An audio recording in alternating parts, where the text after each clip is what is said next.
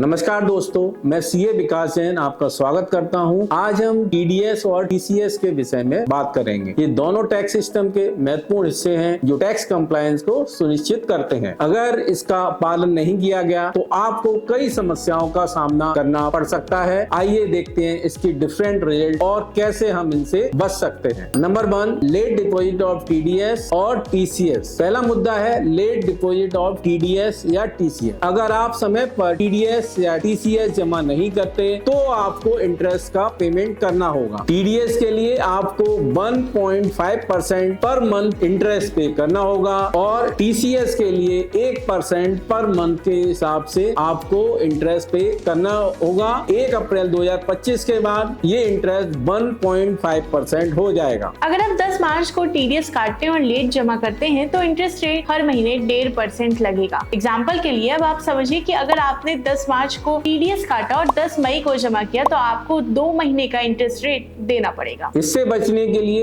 एक सिस्टम बनाएं और जो समय पर भुगतान सुनिश्चित करे। नंबर 2, लेट डिडक्शन और कलेक्शन ऑफ टीडीएस और टीसीएस। दूसरा मुद्दा है लेट डिडक्शन या कलेक्शन। यदि आप समय पर टैक्स नहीं काटते हैं तो आपको ब्याज का भुगतान करना होगा। टीडीएस के लिए 1% पर मंथ पे करना होगा, टीसीएस के लिए 1% पर मंथ पे करना होगा। यदि आप 15 फरवरी को टैक्स काटना भूल जाते हैं और 20 मार्च को डिडक्ट करते हैं तो इंटरेस्ट रेट 15 फरवरी से लगेगा। एग्जाम्पल के लिए अगर आपने 15 फरवरी को 10,000 का भुगतान किया और 20 मार्च को टीडीएस काटा तो ब्याज 15 फरवरी से लगेगा। सुनिश्चित करें कि आपके पास एक मजबूत सिस्टम है जो इन नियमों का पालन करे। Number 3, late filing of TDS और टीसीएस रिटर्न। अब बात करते हैं लेट फाइलिंग की। अगर आप समय पर रिटर्न फाइल नहीं करते तो आपको प्रतिदिन 200 रुपए की पेनल्टी लगेगी और ये पेनल्टी मैक्सिमम टीडीएस और टीसीएस अमाउंट के बराबर हो सकती है। अगर आपके पास 10,000 का टीडीएस था और आपने 10 दिन लेट फाइल किया तो आपको पेनाल्टी पे 2,000 रुपए देने होंगे। चलिए अब इसको एग्जाम्पल के थ्रू समझते हैं। अगर आप टीडीएस रिटर्न 10 दिन लेट फाइल करते हैं तो 2,000 की पेनाल्टी हो सकती है। समय पर रिटर्न फाइल करने के लिए रिमाइंडर सेट करें। नंबर 4, शॉर्ट डिडक्शन और कलेक्शन। चौथा मुद्दा है शॉर्ट डिडक्शन या कलेक्शन। यदि आप कम टैक्स काटते हैं तो आपको ब्याज का सामना करना पड़ेगा। यदि यह टीडीएस से रिलेटेड है तो आपको 1.5% पर मंथ के हिसाब से इंटरेस्ट पे करना होगा। यदि ये टीसीएस है तो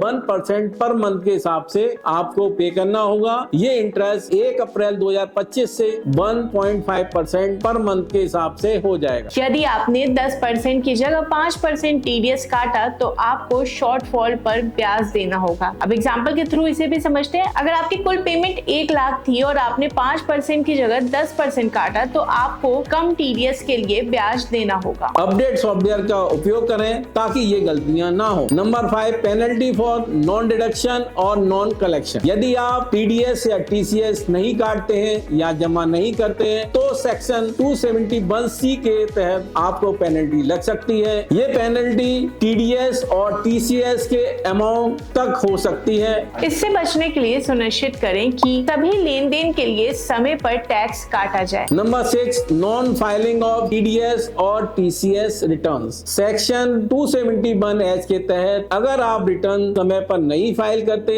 या गलत जानकारी देते हैं तो आपको 10,000 रुपए से 1 लाख रुपए तक का पेनल्टी लग सकती है। इसीलिए समय पर रिटर्न फाइल करें और सबमिशन से पहले सभी जानकारी की समीक्षा करें। गलत जानकारी देने पर भी आपको पेनाल्टी का सामना करना पड़ेगा। इसीलिए समय पर रिटर्न फाइल करें और सबमिशन से पहले सभी जानकारी की समीक्षा करें। Number 7, disallowance of expenses. अंत में यदि आपने टीडीएस नहीं काटा या जमा नहीं किया तो आपके खर्चों की डिसअलाउंस का सामना करना पड़ेगा। यदि आप रेजिडेंस टैक्स पेयर हैं तो आपको 30% डिसअलाउंस होगा। यदि आप नॉन रेजिडेंस हैं तो आपको 100% एक्सपेंसेस में डिसअलाउंस होगा। अगर आपने 1 लाख का भुगतान किया और टीडीएस नहीं काटा तो आपको 30,000 का खर्चा नहीं मिलेगा। तो दोस्तों, टीडीएस या टीसीएस में अनुपालन न करने से आपको फाइनेंशियल इंटरेस्ट और पेनल्टी का सामना करना पड़ सकता है। समय सीमा का अनुपालन करें और सही तरह से टैक्स कैलकुलेशन करके जमा करें। अच्छा सॉफ्टवेयर और नियमित ऑडिट आपके लिए मददगार साबित हो सकते हैं। अगर आपको यह वीडियो पसंद आया तो लाइक करें, शेयर करें और हमारे चैनल को सब्सक्राइब करना ना भूलें। अगली बार मिलते हैं।